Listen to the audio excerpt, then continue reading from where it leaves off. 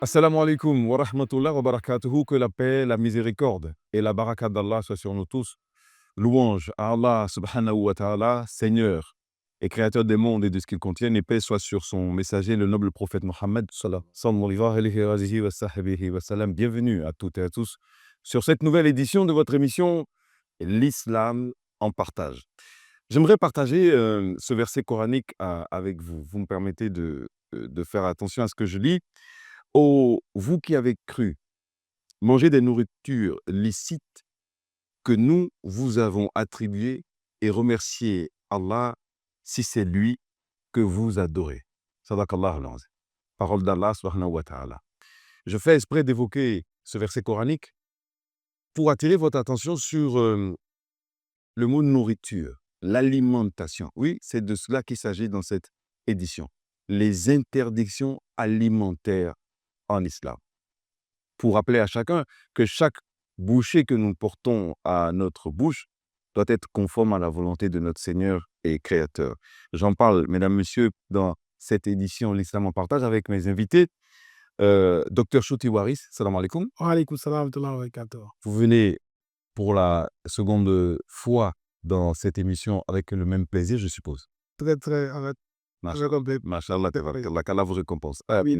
Vous avez choisi votre binôme, donc de maintenir votre partenaire de la dernière fois. C'est bien ça. Oui, c'est avec un plaisir. On avait animé cette émission. C'était très bon. Mashallah, docteur Cher Touré, salam alaikum. Wa alaykoum salam wa rahmatullahi wa barakatuh. J'espère que vous êtes aussi heureux d'être avec lui Très heureux, et avec nous très heureux. et avec tous ceux qui nous suivent. C'est un grand Mashallah, tabarakallah.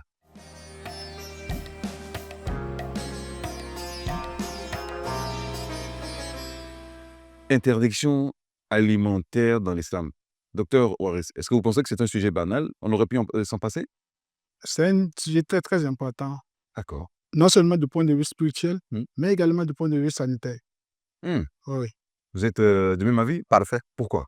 Parce que l'islam veille non seulement à des interdictions, mais aussi à la santé humaine.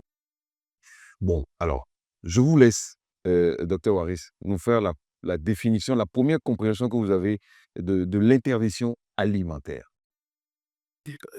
Si on s'arrête seulement à interdiction alimentaire, je vois déjà ce qui me fait du bien, ce qui fait du bien à l'homme. Parce qu'aujourd'hui, les spécialistes en matière de nourriture, en matière d'aliments, nous disent que notre assiette, c'est ça notre santé en réalité. Donc, C'est ce que nous mangeons qui c'est se éveille ou qui nous tue. qui nous tue. Et par exemple, pour les spécialistes en eau, on dit, et Louis Pasteur a dit, vous buvez 90% de votre maladie. Donc, cela signifie que de la même manière au niveau du manger, parce que en réalité, l'eau, c'est l'aliment le plus consommé. Vous avez allé, l'eau, c'est l'aliment le plus consommé. Aujourd'hui, c'est la même chose. Donc, tout ce que nous mangeons, c'est ça qui contribue à notre santé. Et ici, en islam, qui contribue également à notre élévation spirituelle. Pourquoi l'islam interdit certains aliments? D'abord, je vais dire, nous sommes musulmans, nous sommes des êtres humains. C'est Allah subhanahu wa ta'ala qui nous a créés, c'est lui qui nous a guidés. D'abord, c'est lui qui nous donne. C'est lui qui dit, voilà ce qui vous est licite, voilà ce qui vous est illicite. D'abord, c'est d'abord ça. C'est quand Allah dit que c'est illicite, que c'est illicite. Maintenant, les savants cherchent à savoir si ça arrive, qu'ils comprennent pourquoi Allah a interdit et il nous explique pourquoi. Et très souvent, la sagesse derrière ça, c'est pour notre propre santé. Pas seulement. Je sais que vous pouvez nous en dire davantage parce que pourquoi? Quelles sont ces raisons en fait? En dehors du fait de sauvegarder notre bien-être et notre approche spirituelle. Oui. Est-ce qu'il y a une raison fondamentale évoquée dans le Saint-Coran ou dans la tradition prophétique Oui. que vous pouvez citer? Bien sûr, cas par cas. Pour appuyer. Il faut ces aliments du cas par cas, D'accord. on pourrait en citer au moment opportun. Très bien. Alors, la question suivante, quels sont alors ces aliments qui sont interdits? On pourrait en citer beaucoup. Oui, Mais allez. on peut commencer par la viande du porc, et la bête morte, et l'alcool, les drogues, et ce sur quoi on n'a pas prononcé le nom de Allah, et etc. Ce qu'on peut citer en même temps. Sur le point du porc, certains pensent qu'on exagère dans l'islam. Est-ce que vous pouvez développer ce point? Pourquoi l'islam interdit la consommation de la viande de porc? Aujourd'hui, vous savez, la science elle est universelle. Même lorsqu'on laisse de côté l'islam, la science, elle est universelle. Aujourd'hui, on a montré, beaucoup de recherches ont montré la dangerosité de la viande de porc. Surtout que c'est une viande qui a beaucoup plus de graisse. Et on sait qu'aujourd'hui, les matières grasses ne sont pas bonnes pour la santé. D'accord, très bien. Je sais que je reviendrai vers vous Pas de- pour d'autres exemples d'aliments qu'on n'a pas le droit de consommer dans le respect des interdictions de notre Seigneur et dans notre intérêt. Alors, cher Touré, je pense que quand on parle d'interdiction alimentaire, on peut parler du haram et du halal. Yes. C'est ce qui est licite et illicite. Illicite. Quelle est la différence? Bon, quand on parle de halal et haram, c'est des termes arabes, tels que vous venez de le dire. Si on dit halal, c'est-à-dire ce qui est permis. Si on dit haram, ce qui est interdit. Quand on rentre maintenant dans le sens alimentaire, C'est ça. tout ce qui est interdit dans l'islam, en ce qui concerne les aliments, je pense que le docteur a déjà dit beaucoup de choses parce que les interdictions dans l'islam, en ce qui concerne l'alimentation, il a les versets qui en parlent. D'accord. Et le docteur a soulevé certains versets. Et avant qu'on ne commence, vous nous avez parlé d'un verset, le verset où Dieu le Tout-Puissant dit Ya ayyuhallazina amanu kulu min tayyibati ma razaqnakum washkuru lillah. C'est ça que vous nous avez évoqué. Donc Dieu le Tout-Puissant nous interpelle de manger de ce qu'il nous a octroyé, ce qu'il nous a gratifié. Et après avoir fini de manger, de le remercier. Donc c'est lui qui nous a donné. Il nous a dit de manger. C'est lui qui sait quoi on va manger. Et dans tout ce qu'il nous a permis, il revient maintenant, il nous interpelle dans certains versets, ça et ça et ça ne mangez pas. C'est les interdits. Il dit, innamal khamru wal maisir. Tel que Imam l'a dit, je ne vais pas encore entrer. Allez-y. Comment? Il a dit, en ce qui concerne les boissons alcoolisées, les, comment dirais-je, les bêtes mortes, et même aussi les porcs, et tout ce qu'on n'a pas invoqué le nom de Dieu avant d'immoler, éloignez-vous-en de cela. Donc, ces 4 choses, c'est très important.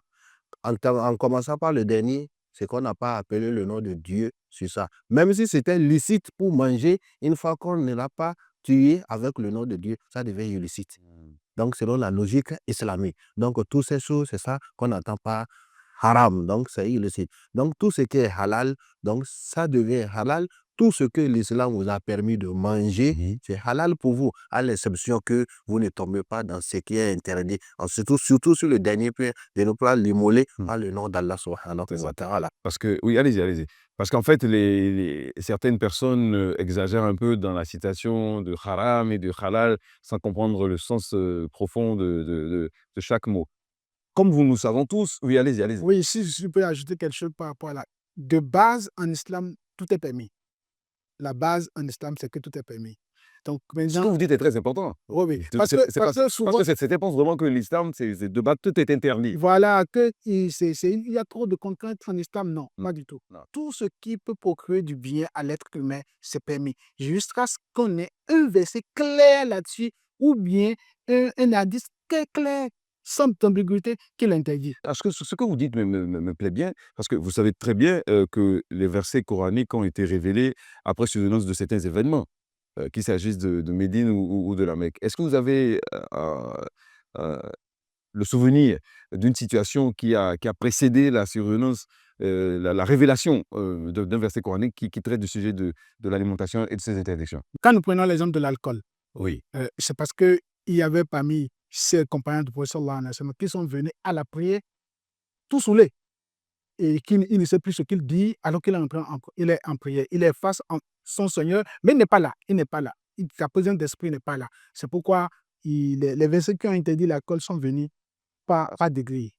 D'abord, éloignez-vous. Après, quand vous êtes en état saoulé, ne venez pas à la prière jusqu'à ce que maintenant qu'on puisse maintenant interdire. Donc, ce sont ces trucs-là qui ont fait que, attention, si on se saoule, on perd de l'argent, et comme on viendra sur ça après, on perd de l'argent, on perd sa notoriété, etc. Donc, c'est la raison pour laquelle l'islam est venu pour dire, à partir de maintenant, ne buvez plus l'alcool. Vous le faites un complément? Oui, Oui, allez-y. par rapport à ce que Oui, bien le sûr. docteur a dit, c'est très important, surtout même au niveau de l'alcool. Nous voyons la hiérarchie par laquelle Dieu le Tout-Puissant a interdit l'alcool. Dieu sait déjà qu'ils sont dedans. La première des choses, il les a dit, ne prenez pas avant de venir. Secondo, il les a dit non.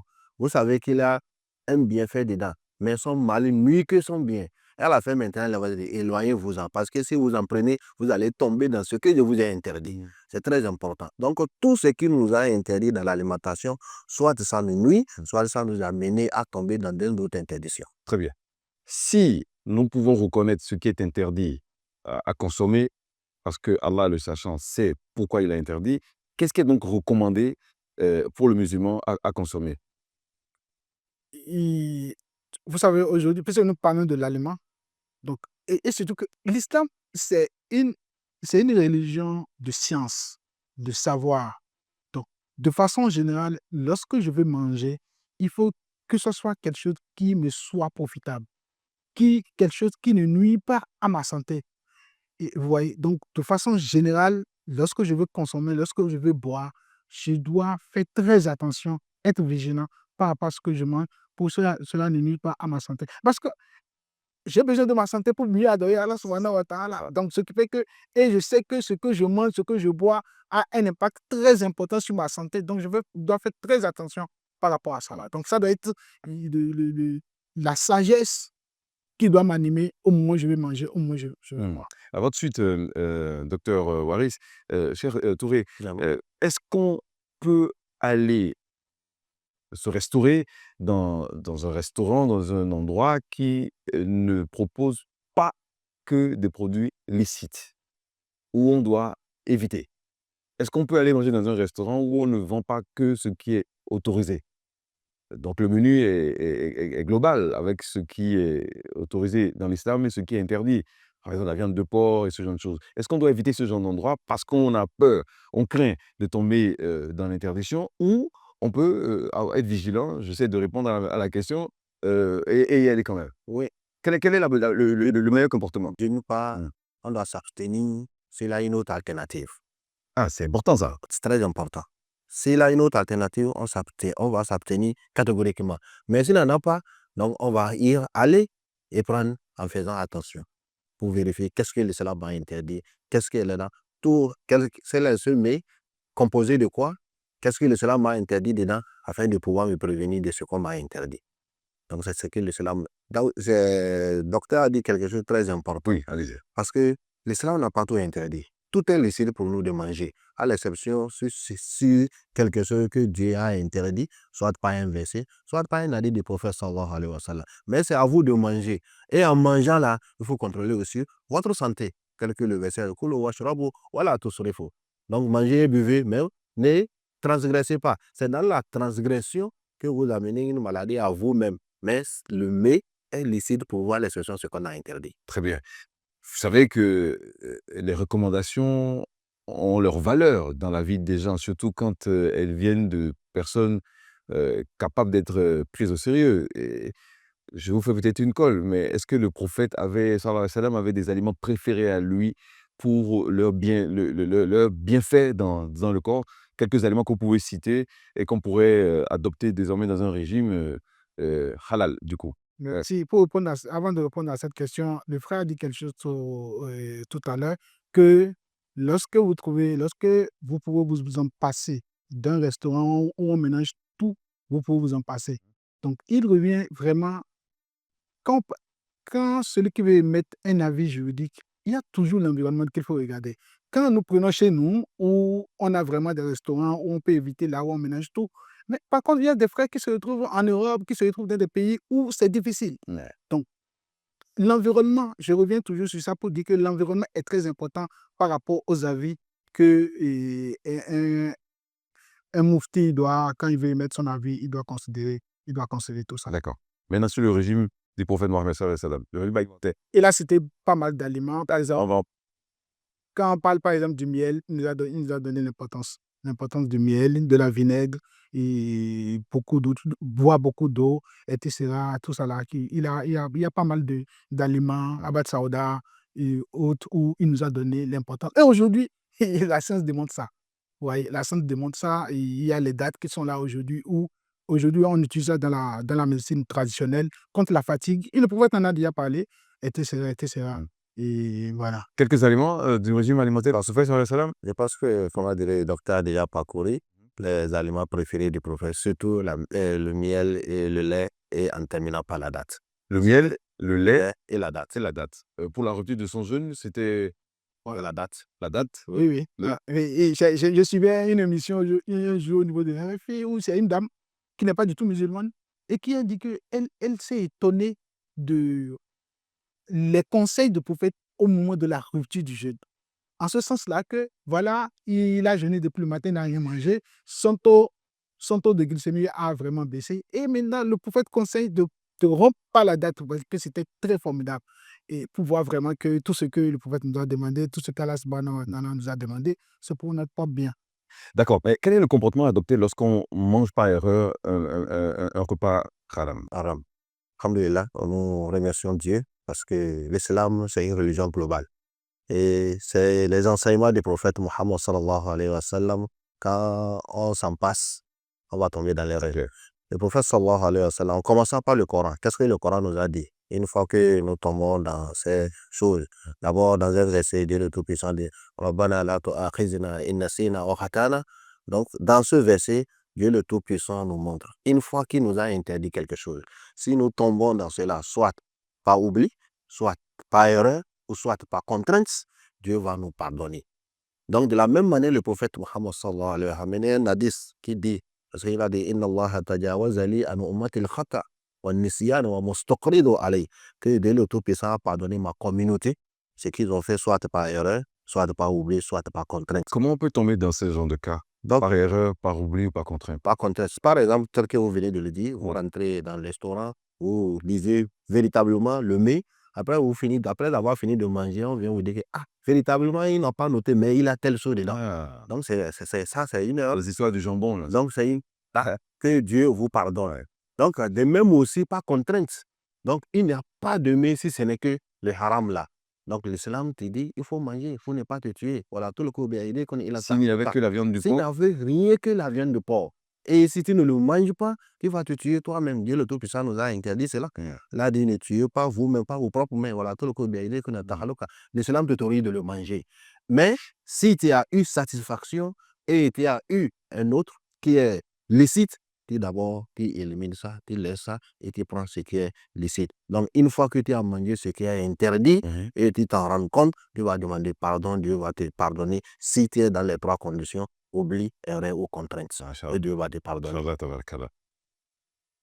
Vous voulez faire un complément? Oui. Oui, allez-y, allez. Au niveau de Vous avez le droit d'y aller sans façon. Hein? de par contrainte également, on peut dire quelqu'un qui est malade et que le seul médicament pour le moment connu pour, pour cette guérison, c'est un médicament qui contient peut-être un peu d'alcool ou bien un peu de drogue, quelque chose comme ça. Donc là, on n'est pas contrainte. On a cherché tous les moyens, il n'y a que ça.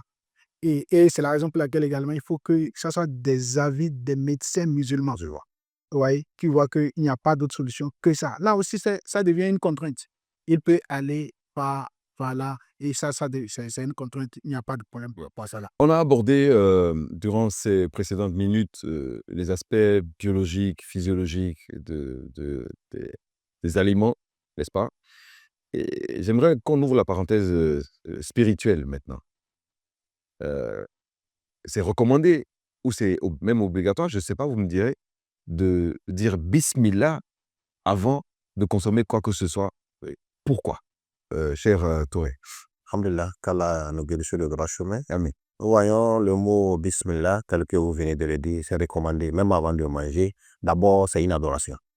Parce que c'est ce fait, Muhammad sallallahu alayhi wa sallam a dit, quiconque commence par manger par le nom de Dieu et termine par le nom de Dieu, c'est comme s'il est dans l'adoration. Dieu va lui pardonner ses manques. Comment commence et comment termine par le nom de Dieu? Avant de manger, il a des invocations plus longues que Bismillah. Ah ben, Parce que dans un hadith, le prophète sallallahu alayhi wa sallam a dit, avant de manger, tu dois dire Allahumma barik lana fi ma razaqtana wa qina adhaban nar. C'est-à-dire quoi? Oh Dieu, bénis ce que tu nous as octroyé, ce que tu nous as donné.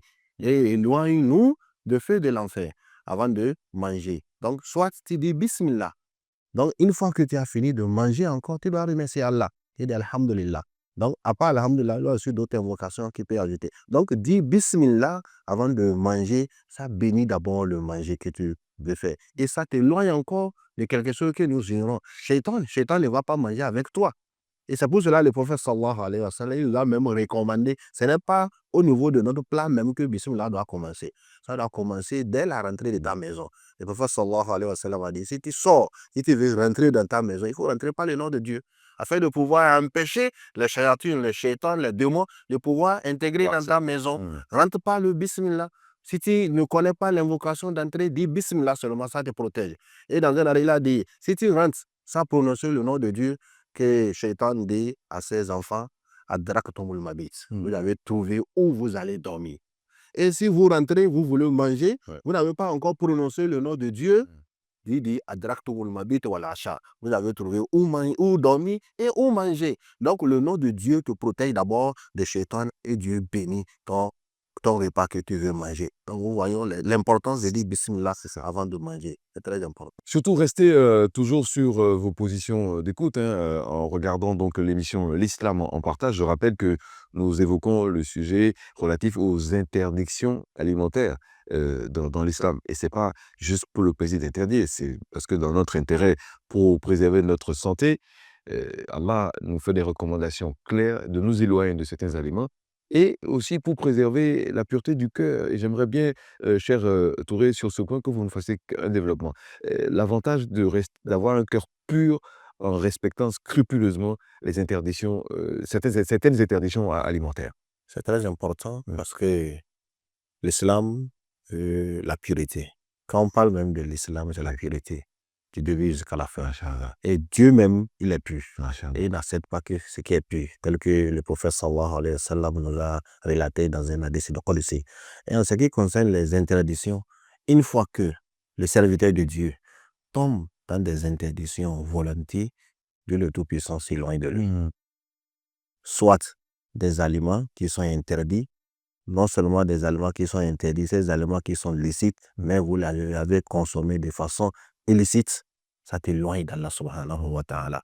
On peut prendre un exemple d'un hadith du prophète Muhammad sallallahu alayhi wa sallam. C'est dans un non hadith où il vient parler maintenant de quelqu'un qui est du voyage. Yutiru safar, asa asa agabara, yabuddu yadehi ila sama, ya rab, ya rab. Le prophète sallallahu alayhi wa sallam a parlé dans un hadith, arrivé à ce niveau, il a parlé d'un voyageur qu'il a quitté très loin de son voyage, poussiéreux, et de même aussi poussiéreux de ses habits et sa tête. Il prend sa main, il demande à Dieu, oh mon Seigneur, il est en train d'invoquer Dieu. Parce que la première des choses que tes invocations exaucent, c'est ta pureté d'abord. Il est en train de demander, Ya Rab, Ya Rab, Ya Rab. Et à la fin de ce hadith, le prophète sallallahu alayhi wa sallam a dit, ce qu'il mange est illicite, ce qu'il porte est illicite, ce qu'il y a dans sa main comme provision est illicite. Fa'anna yustajaba lah. Comment Dieu va accepter l'invocation de cette personne? Donc c'est très important. Donc si nous consommons des aliments illicites, de façon encore illicite, nous voyons que nous sommes très loin de Dieu, nos invocations ne sont pas acceptées, nous sommes éloignés d'Allah subhanahu wa ta'ala. Nous voyons comment le prophète sallallahu alayhi wa sallam a décrit cette personne. Ce n'est pas la pureté corporelle qui importe auprès d'Allah, mais c'est la pureté du cœur. Et ce qui donne la pureté du cœur, c'est de s'éloigner de tout ce que Dieu a énervé.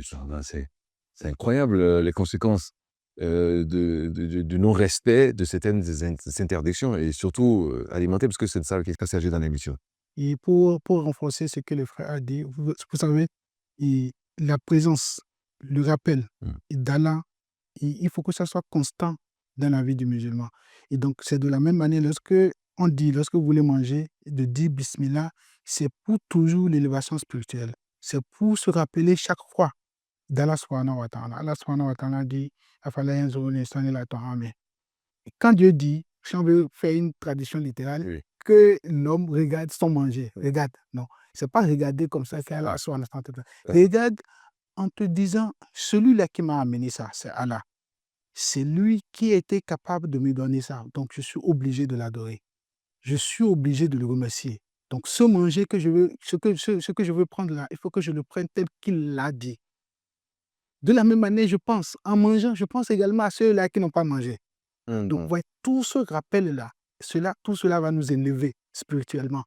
Donc, tout ce qu'il y a autour du manger pour nous rappeler, je pense que c'est quelque chose de très important qui va nous élever spirituellement auprès d'Allah subhanahu wa ta'ala. Mais quels sont quelques éléments qu'on peut évoquer pour permettre aux gens d'avoir une culture de vie saine vis-à-vis des repas, par exemple? Moi, je pense à 3 mots. Je pense qu'il faut qu'on travaille la discipline dans le choix des je pense qu'on peut évoquer la discipline, par exemple, la gratitude, la spiritualité, des éléments, comme ça qu'on pourrait quand même, utiliser pour s'interroger au quotidien quand on est face à des situations parfois contraignantes, hein, parce que musulmans vivant dans un pays non musulman, c'est pas évident de respecter toutes ces interdictions alimentaires. Quand vous évoquez ce que vous avez dit tout à l'heure, il y a une idée qui est venue en même temps du hadith du prophète sallallahu alayhi wa sallam, qui dit lorsque vous voulez manger, divisez votre ventre en 3. Je pensais à ça, en fait, hein. Donc, il y a une partie pour le manger, il y a une Ouais. partie pour le boire et il y a une partie pour respirer. Aujourd'hui, regardez aujourd'hui les sociétés. Même entre temps, on pensait que cela a affecté seulement l'Occident, mais également c'est aujourd'hui dans les pays africains Mmh. où l'obésité. Pourquoi? Parce qu'on a exagéré. Nous avons exagéré dans le manger. Donc aujourd'hui, il y a un autre hadith du prophète sallallahu alayhi wa sallam a dit que je suis dans un peuple où on ne mange que lorsqu'on a faim. Ouais. Et lorsqu'on veut manger, on n'exagère pas. Ah. Oui, donc c'est très important. Aujourd'hui, c'est automatique. Et je prends le matin, je prends l'après-midi, je prends le soir. C'est automatique. J'ai faim, j'ai pas faim, je prends. C'est comme ça aujourd'hui. Parce que quelqu'un a dit qu'il faut manger 3 fois par jour. Voilà, donc Ah. voilà là où on en est arrivé aujourd'hui. Ouais. Et cela est un autre problème que nous sommes en train de traiter. Et en réalité, dans le monde aujourd'hui, on dit qu'il y a une partie qui a faim, tout ça. C'est pas que ce que nous produisons ne nous suffit pas. C'est parce qu'il y a une partie qui exagère.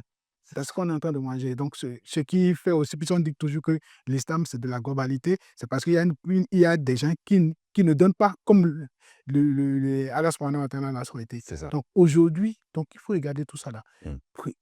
Faisons attention, regardons la vie du prophète sallallahu alayhi wa sallam, regardons la vie de ses compagnons et faisons tel ils ont fait par rapport au manger et nous allons nous porter vraiment Machallah. bien. On profiterait de l'occasion pour inviter tous ceux qui sont nutritionnistes, d'accord, qui s'engagent dans la science des aliments, à cultiver également la science islamique pour savoir comment établir des ponts, des parallèles et avoir la bénédiction dans ce savoir qu'ils partagent pour que justement il n'y ait pas des avis pour des musulmans et pour des non-musulmans, alors qu'on gagnerait à être unis autour de l'intérêt public lorsqu'il est question de ce que nous consommons. Alors, cher Touré, merci infiniment de nous avoir aidés à mieux connaître et comprendre les interdictions islamiques, les interdictions alimentaires dans l'islam. C'est important. Docteur Waris, merci à vous également. Je pense que pour résumer, on pourrait simplement rappeler que ce n'est pas juste une question de loi religieuse rigoureuse. La question de l'interdiction de certains aliments en islam, la question du haram et du halal, c'est dans l'intérêt de chacun pour son approche vis-à-vis de Dieu qu'il craint, qu'il adore, parce qu'il l'aime, d'accord? Et c'est dans l'intérêt de la préservation de la santé de chacun qu'il faut respecter scrupuleusement ces interdictions alimentaires. J'espère que j'ai bien résumé. J'ai résumé cela modestement, machallah. Merci infiniment de nous avoir suivis avec, je respecte beaucoup d'attention. C'était donc l'islam en partage sur votre télévision préférée. Assalamu alaikum wa rahmatullahi wa barakatuh. Wa alaykum assalam wa rahmatullahi wa barakatuh.